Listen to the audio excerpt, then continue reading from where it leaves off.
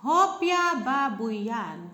Ayan, sinasabi nila yung hopia na pinatikim ko kahapon sa mga anak ko, sa kasabayaw ko. Hindi ito hopiang baboy, mga kapanay. Hopiang sibuyas lang ito.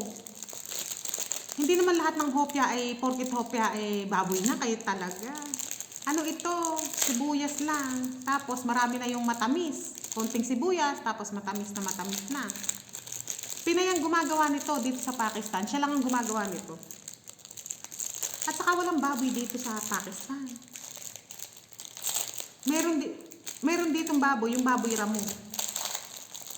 Yung sa mga bundok-bundok, ganun. Yung sa bandang Kashmir, ganyan.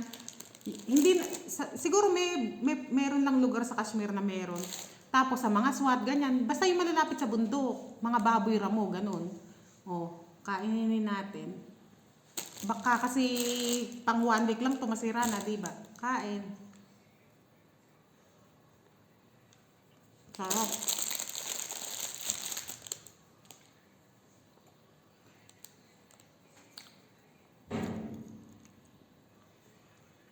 May mga baboy ramo doon.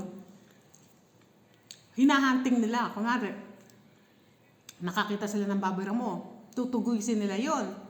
Yung iba nga may mga malalaking aso pa silang dala, hinahunting nila yung baboy ramo.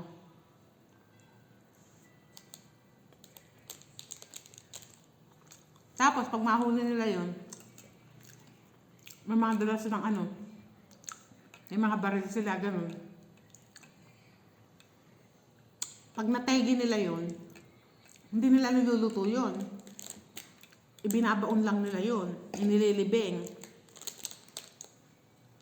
Hinahunting nila yon kasi nga, naninira daw ng tanim. Yung mga tanim nila sinisira ng baboy ramo. Pero sa India, ang daming baboy ramo, nakakalat, Dito sa Pakistan, walang nakakalat na mga baboy ramo. Mga donkey lang, ganun, maraming donkey, saka mga baka. Pero hindi tulad sa India na talaga nakakalat yung baboy ramo. Hindi rin yata nila kinakain sa India, yan. Saka dito sa Pakistan, sa pagkakaalam ko, walang pork ditong tinitinda kahit saan. Kahit sa ang sulok ng Pakistan. Sa pagkakaalam ko, ha. Kahit sa ang sulok ng Pakistan, walang tindang pork dito. Kahit mga Christian dito sa Pakistan, hindi sila kumakain ng pork. Di ba sa atin mga Christian kumakain yung karamihan, di ba? Dito hindi. Siguro nga kasi wala rin talagang pork dito. At saka bawal din yata, di ba? Nakasulat din naman yun sa na bawal din kumain.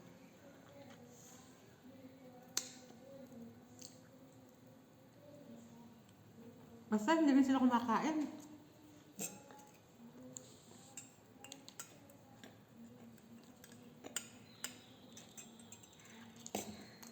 Kaya siya nagkasabi na pork ito.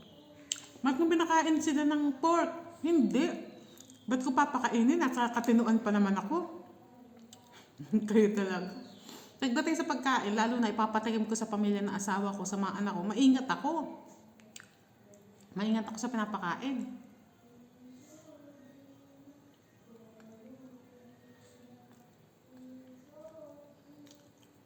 Kaya nga yung iba pag foreigner, medyo takot sila kasi nga, baka makakain sila ng hindi halal.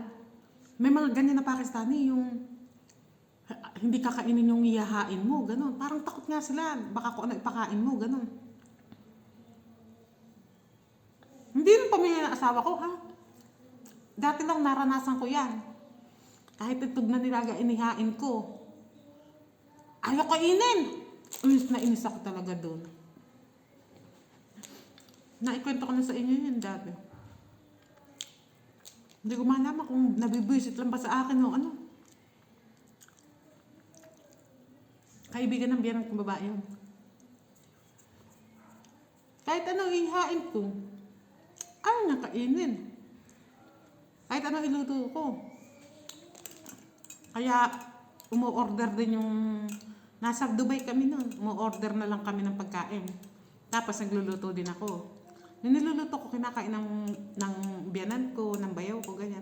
Pero siya, ayaw niya talagang tikman. Ngayon, umaga. Nag-ano kami ng tsaa, saka itlog na nilaga. Pati itlog na nilaga ba naman, ayaw niyang kainin. Nainis talaga ako, sabi sa asawa ko. Pag di pa umalis bukas siyang kako. Ako kako aalis. Ano akala niya kako sa akin? Lalasunin ko siya? Dati yun, sa Dubai kami. Nagbakasyon kasi di biyanan ko dati. Sa kabayaw ko. Ngayon dumalaw yung kaibigan ng biyanan ko. BFF ng biyanan ko. Ito na yung kaping binigay sa akin ni Madam Mariam. Inumin natin.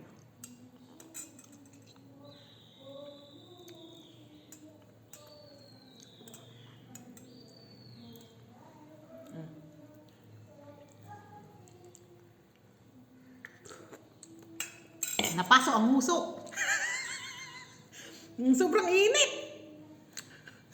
Napaso ang muso. Ang cute ng glass ko, ano? Bula-bulaklak. Akala ko hindi na masyado mainit.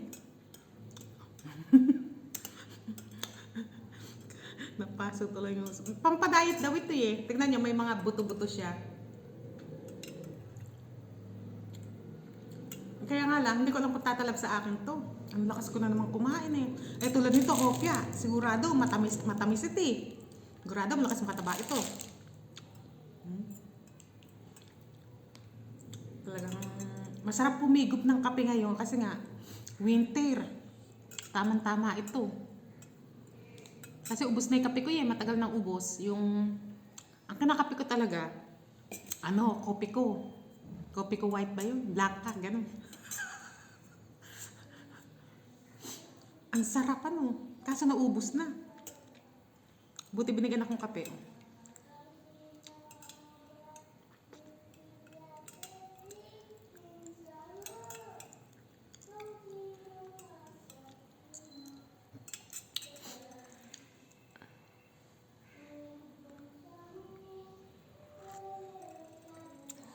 Medyo narami ko yate tubig.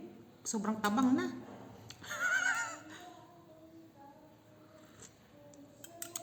Ang sarap po. Yung init talaga. Gumuguhit.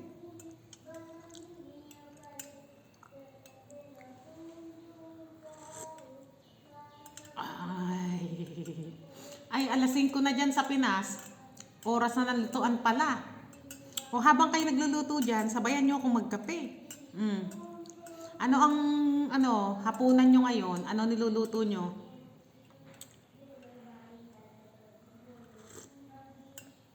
Ano niluluto nyo ngayon dyan? Ako ang niluto ko, repolyo, piniritong repolyo. Pagkatapos ko magkape, kakain na ako. Nagprito ako ng repolyo. Saka, itlog. Yan ang iulam ko. Halbay-bay yan sa usawan ko. Ay, sarap niyan. O sige na, kakain na ako ha.